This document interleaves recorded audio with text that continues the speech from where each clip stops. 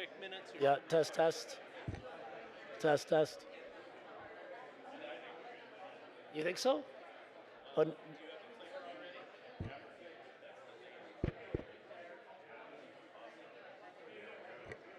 it's working now? Yeah.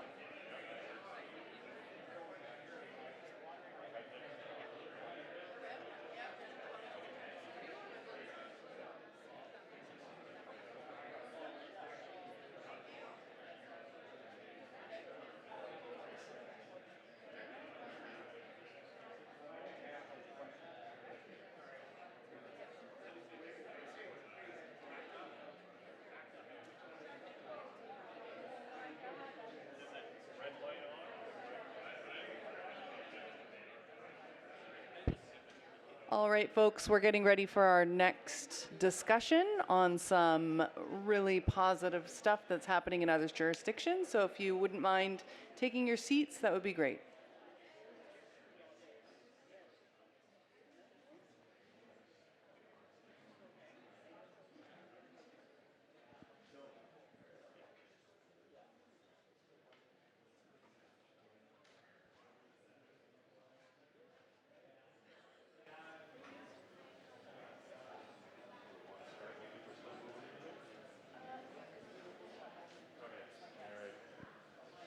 Good afternoon. I'm Mike Setterington. I'm with Environmental Dynamics, and I'm co-presenting with my colleague Oliver Kern from Snowline Gold. We've heard a lot of discussion. We're not really going to present anything new, but we're going to talk about something that regardless of process, regardless of rules, regardless of regulations, we're going to bring up some examples that both Oliver and I have worked together on when successful engagements are part of that regulatory landscape. So the key points that I'm going to bring up in the presentation, pay attention, put your phones away, because Oliver is going to pick somebody randomly out of the audience at the end of this presentation. Engaging face-to-face before and after approval. We've all heard that repeatedly through this conference. Integrate knowledge systems for effective mitigation and monitoring. We've all heard that throughout this conference. And participation in oversight and annual monitoring reviews. We've all heard that, and that is the challenge in the process, the continued participation. So for us, this is about environmental assessment. And what is environmental assessment? Essentially, at its root, it's a planning tool where we say we want to build something. What does this mean to the environment? What does this mean to the socioeconomic environment? What are going to be the consequences? We try to predict that. Again, we predict it with as much information as we have available. And then guessing what's going to happen, we say we think we can manage it this way. There's some pretty effective tools out there. We've done a lot of this before, but everything's different. And we're always left with a certain level of uncertainty. And that's where the monitoring and engagement in the monitoring comes in. So the project that we're going to mention quite a bit, because it's been around a while, and Oliver and I have both worked on this. This is the Mary River Iron Ore Project. This is North Baffin Island in Nunavut. This is the deposit right here, sort of in the middle of North Baffin Island. And it was approved with a railway going south, with shipping south off to markets. This is basically a big gravel pit operation. There's no processing. It's crushed and it's shipped direct to markets overseas. It was approved with the railway, and then there was a second approval. The railway hasn't been built yet, but we ended up using a road going north to another port. Again, same operation, moving north. It was approved for 18 million tons going south, and it was up until recently approved for 6 million tons of iron ore going north. This is the actual deposit right here in Inuktitut. That landscape feature, the deposit itself is called Naluyuat, which I can't interpret in public. And probably can't in private either, but an elder told me what it means. It's interesting, but this is the actual deposit.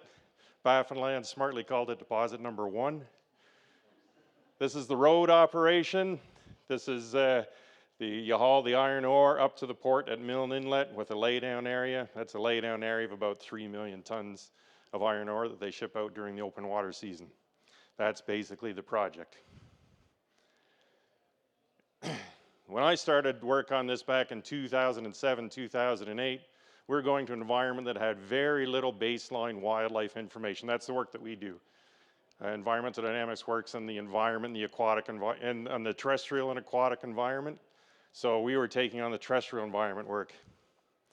We started off right at the start, engaging with the communities. And we got most of our baseline data from workshops just like this. Caribou are a key issue.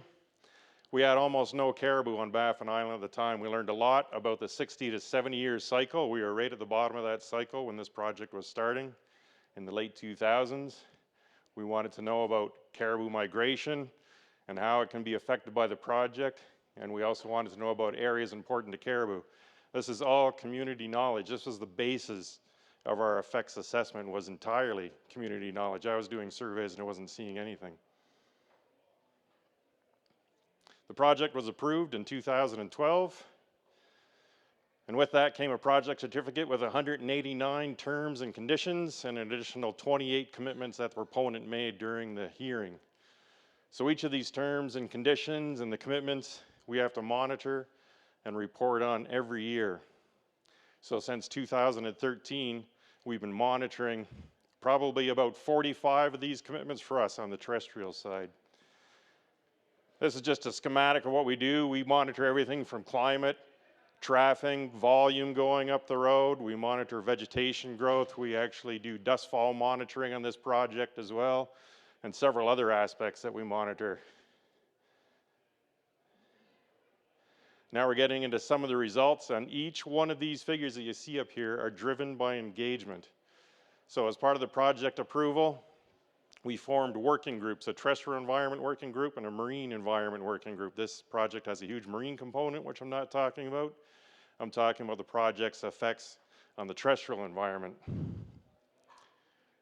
So out of the group, this was not a project condition, but we monitor the traffic along the road. We see upwards of 400 transits per day on the 100-kilometer long road from the mine site up to the port. There's a lot of concerns about that. How do wildlife respond to that kind of traffic? This is an annual summary of the traffic. So we've been monitoring this for 12 or 13 years now. We produce these kind of graphs annually. This is what the prediction was on the average for total traffic, and this is the ore haul traffic. So on some days it exceeds, some days it doesn't. And there's even periods of times when we aren't even running ore haul trucks at all. So that traffic, well, this graph up here, this is just the ore production up to 6 million tons starting in 2015 when the project went into operation up into 2024. And all these activities produce a lot of dust. Again, this is an iron mine and it produces red dust on white snow. If you look on Google Earth right now, you can probably see a nice image of the Mary River project. It sticks out like a sore thumb.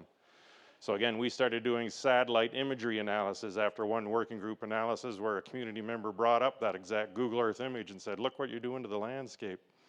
So we started doing this analysis. This is looking from 2019 when we had the right satellite data to start looking at this. A lot of details in behind this. So that's the disturbance features. What do we actually do? Well, we actually look at the vegetation. Well, how is all that dust affecting vegetation? So we monitor vegetation growth near site and far site. We have regional monitoring programs. We have project-specific monitoring programs.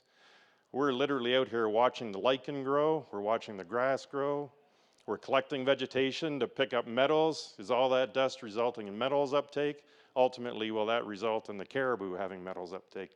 So these are the studies that we've been doing now for 12 years. Again, this entire design right here comes out of engagement with our terrestrial environment working group. We had preliminary designs, but then the group participated in and wanted this particular design too, with this kind of fencing around for controlling herbivory, a whole bunch of other items. The charts that you see here, this is the mine site.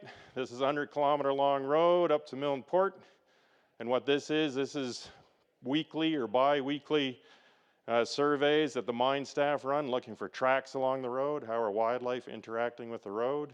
Again, there wasn't a project-specific condition to do this specifically, but that's something that the working group wanted to see.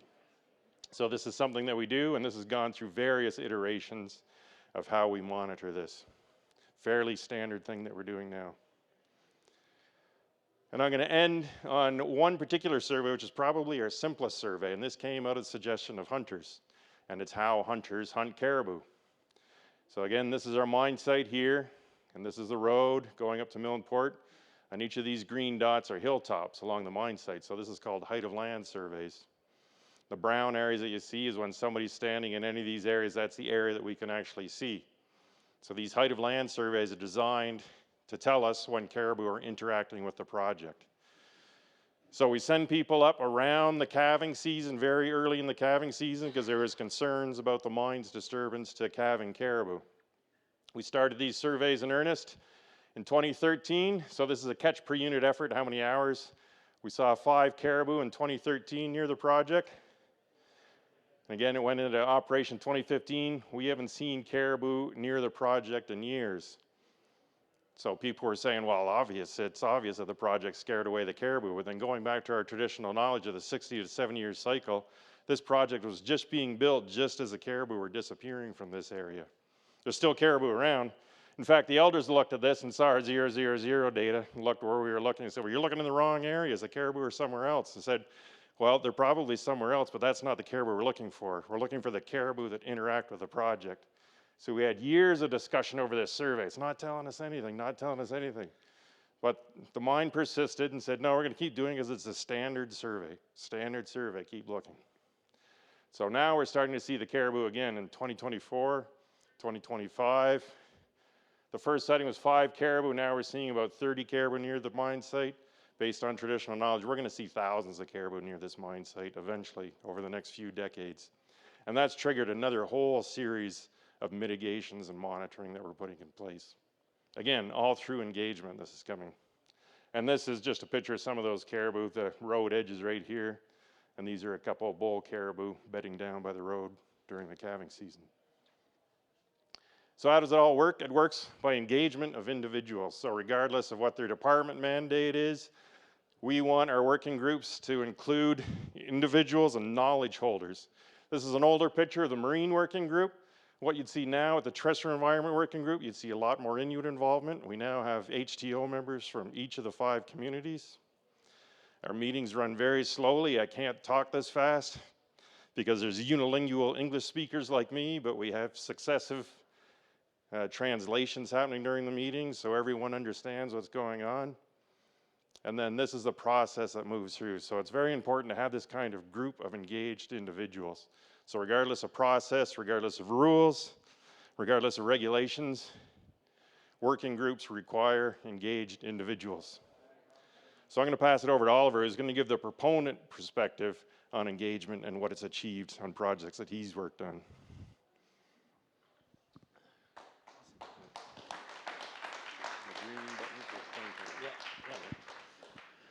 Thanks very much, Mike. My name is Oliver Curran, and I'm the Vice President of Environment and Permitting with Snowline Gold. I'm not going to be talking about our project, which is down in the Yukon. I've progressively migrated south to the Bombay territory of Yukon. But I previously worked up on the Mary River project, held a position of Director of Permitting with that project.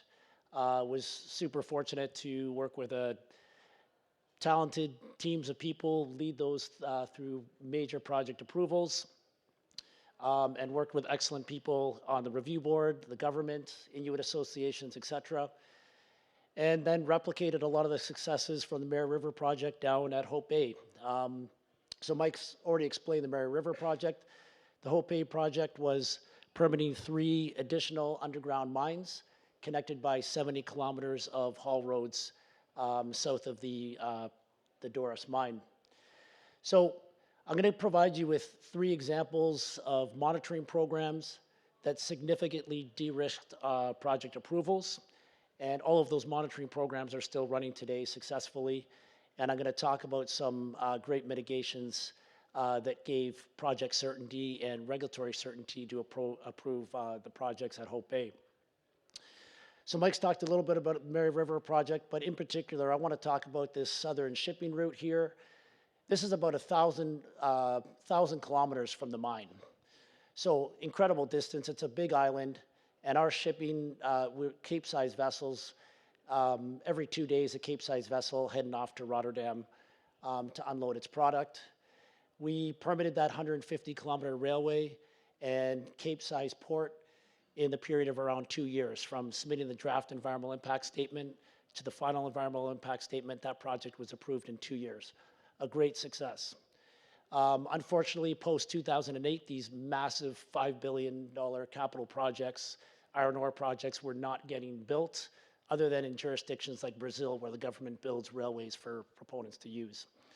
So at the time, the decision was made not to construct that project, but of course, this mine that had permits to produce 21 million tons of iron ore a year, we started constructing that and simultaneously started to permit the early revenue phase, which allowed 4.2 million tons of iron ore to go out in the open water season to Rotterdam, and that project took 2 years to permit.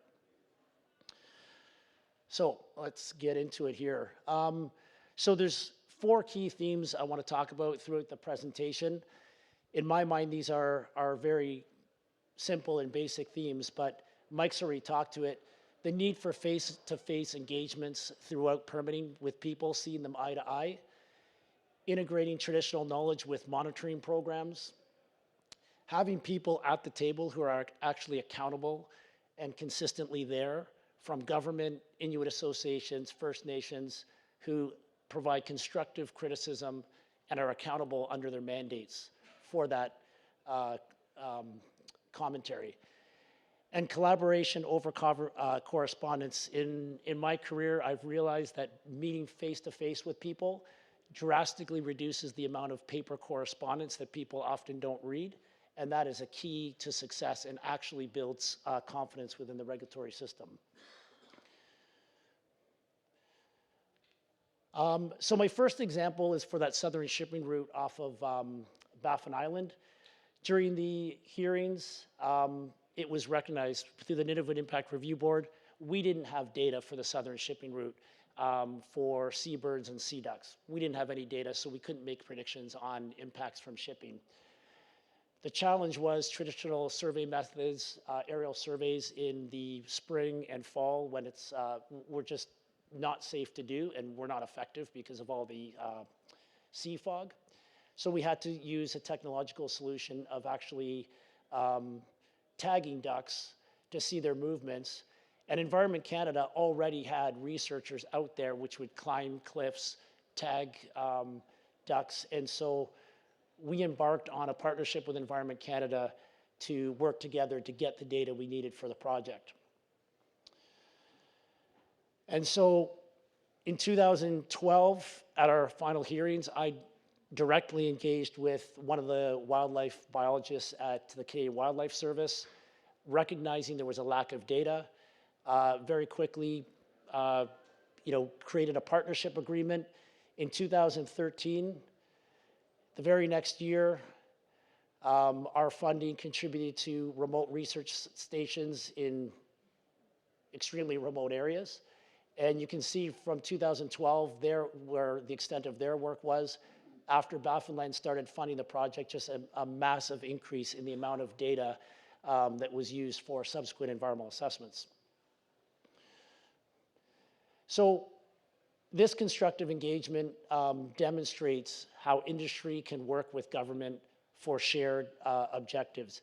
It was an absolute no-brainer for industry. Our contributions of $100,000 a year translated into $400,000 through NSERC and MITAC's grants. Like I said, this monitoring was 1,000 kilometers away from the mine site. So from our perspective, it saved the company a ton of money and ultimately gave confidence to the regulator and de-risked project approvals. And ultimately, this monitoring became a condition of project approvals. So in a nutshell, the work that we did on this particular example, all of this work was scientifically and legally defensible. It got into peer-reviewed literature. The data is still used in this international sea track program that Norway runs for Arctic wildlife. The data is accepted through the Environment Working Group with Baffinland, and ultimately the regulator, the Nunavut Impact Review Board accepted it as project proposals for long-term monitoring. And so a huge success to de-risk and actually get that project approved. So my second example is now for this northern shipping route. So the second project that I was involved permitting. And so obviously shipping in open water through Milne Inlet, this is a world-renowned important area for narwhal calving in Kaluktuk Bay. So the Inuit told us for both engagements from Igloolik and Pond Inlet, they said, we don't want you tagging whales. We want you to get up to a height of land where you can have a view over the vast sea and look at how whales are actually responding to shipping. So we did that, and we built a remote camp up on Bruce Head in Milne Inlet. Super challenging project to do, but we did it. And ultimately that became our social license for getting approvals for that project. But it was a super complex monitoring program in that it's a shared transportation corridor. So just like many highways around the country, the ocean is the same way. There's lots of hunters in the area hunting the whales that we were monitoring. The Navy ships were in there. There was DFO tagging whales. There's pleasure craft. And then the project resupply ship here. So this is bringing prefabricated buildings to the mine site for construction. So a lot of activity going on, and we had to basically tease out the effects of our project amongst all this activity. So this is just a graphic here. It's showing the shipping routes throughout the summer. In reality, it looks pretty busy, but these are ship tracks through the cumulative summer. But we had acoustic monitors under the water, so we could see the noise signature from the vessels, and that helped us make comments on impacts to whales. We could hear the whales communicating. The red lines are the smaller boats. Most of these are all hunting boats. And the blue lines are the bigger ships that were used for the mine. So basically from this height of land, we were able to see the shipping activities, and we were able to see whale distribution, so in response to shipping. So we were able to hear what was going on under the water and look at what was happening from above. This was a community-led project. Setting up a remote camp up on Bruce Head, I mean, obviously, major logistical challenges with this, all supported by helicopter, a lot of safety challenges around it. But ultimately, this Marine Environment Group, working group was proactively developed by the company. It was an Inuit-led monitoring concept. It de-risked project approvals, and it allowed the Nunavut Impact Review Board to gain confidence in what the proponent was doing and grant project approvals. The one important thing I'd say here is we didn't do any of this stuff because it was in a regulatory process or in an impact benefit agreement. We did this because it was the right thing to do. We knew what we needed to do, and we did it. So my last example is just from the Hope Bay project here. So pre-project approvals, we embarked on an 18-month process to get Inuit hunters on the land. This is me sitting here on a now permitted filtered tailings facility 80 kilometers south of the Doris mine. These guys here, George used to work at the Lupin mine in the 1980s, and so he had awesome perspectives on what he observed of the impact of mining back in those days. And being a hunter, he obviously had good commentary on his hunting experiences in this region. These two guys, Jimmy and Ike, also worked with BHP in the 1980s, so they were there doing exploration and had comments around the vast cycles in caribou numbers, and they talked about this tundra behind us here back in the 90s moving with the amount of caribou they had. So knowing the cycles of the animals was super important. From my perspective, having hunters engaged and on the land has been absolutely critical for project approvals. They understand animal behaviors, and they've been able to make really good recommendations on how to mitigate wildlife movement for project infrastructure. And this monitoring, of course, carries on through working groups, and the Nunavut Impact Review Board has a responsibility to actually review the monitoring reports that the proponent submits. And I can't overemphasize this. These exchanges with people out on the land, camping on the land, they cannot be replicated through regulatory processes, and certainly, can't be replicated through agreements and correspondence with government agencies. This is my second last slide here. See, I'm just out of time here. So these pictures kind of speak for themselves. Basically what we did to get the project approved, we brought our advisory groups out on the land. A lot of these elders here, when Newmont had the project, the elders were out when they were building this 15-kilometer section of road. The elders said, we want you to have ramps for wildlife crossing here, here, and here. We brought them back on the land 15 years later. They could see the animal tracks under and over the road. We had a camera program, extensive camera program, to also document that the road wasn't a barrier to wildlife. So basically many ways of knowing through science and traditional knowledge. And lastly, this closing picture here, this is wolves passing over an active tailings impoundment area for the Hope Bay project. Obviously through project approvals, mine infrastructure was discussed as a barrier to wildlife. So this became obviously a requirement to monitor throughout the project's life. But in closing, just a few important points here. Can't replicate face-to-face engagements throughout the project's life. Integrating different ways of knowing or traditional knowledge into monitoring. Collaboration over correspondence. And monitoring to address uncertainty. I think there's a major disconnect in environmental assessments these days. If we knew exactly how wildlife were to respond to a project, we wouldn't monitor. We don't know, there's uncertainty, you make predictions, and you let the monitoring take course to monitor and see how wildlife is responding to the project. That's the whole intent of it, and it works. Thank you.